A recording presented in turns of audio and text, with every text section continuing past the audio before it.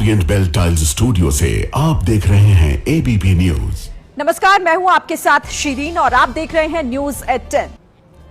आज दिल्ली में दिवंगत अभिनेता धर्मेंद्र की प्रार्थना सभा हुई। इस सभा में तमाम लोगों ने धर्मेंद्र को श्रद्धांजलि दी। इस दौरान धर्मेंद्र को याद कर हेमा मालिनी भावुक हो गई। ये प्रार्थना सभा दिल्ली के डॉक्टर अंबेडकर इंटरनेशनल सेंटर में रखी गई थी। हेमा मालिनी यहां ईशा देओल के साथ नजर आई और जब मंच पर मौजूद लोगों को संबोधित करने के लिए पहुंची तो कई बार उनकी आंख भर आई। किसी तरह हेमा मालिनी ने आंसुओं को संभाला। धर्म जी बहुत ही विशाल उनका एक व्यक्तित्व है जिसकी कोई सीमा नहीं। वो बहुत ही सरल, सहज, हंसमुख और मिलनसार थे। प्रसिद्धता की शिखर पर होते हुए भी वो कभी अपने आप को अलग नहीं समझे, हमेशा जमीन से जुड़े हुए थे। प्रार्थना सभा में गृह मंत्री अमित शाह और बीजेपी के अध्यक्ष जेपी नड्डा भी पहुंचे और पुष्पांजलि अर्पित की।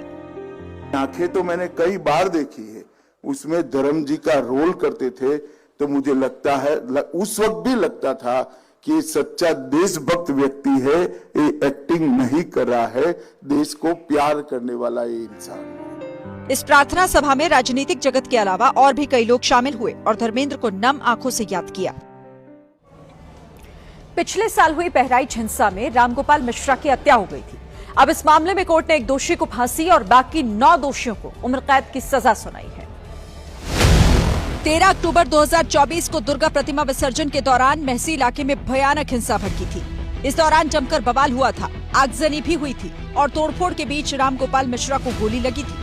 अब कोर्ट ने रामगोपाल को गोली मारने वाले सरफराज को फांसी की सजा सुनाई गई, जबकि अब्दुल हमीद समेत बाकी दोषियों को आजीवन कारावास की सजा सुनाई गई। सरफराज हुसैन को फांसी की सजा सुनाई, 9 लोगों को उम्र कैद है, प्रत्येक को 1 लाख का जुर्माना लगा। 1 लाख रुपए जुर्माना।